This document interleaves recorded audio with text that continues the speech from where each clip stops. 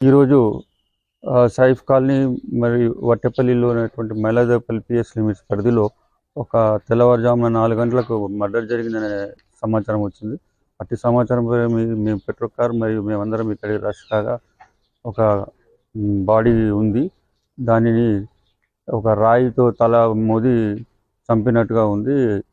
తదుపరి చుట్టుపక్కల విచారణ చేయగా ఇద్దరు చంపినోడు ఈ యొక్క డిసీజ్డ్ ఇద్దరు కూడా బావబామోదుల వరుస అవుతారు.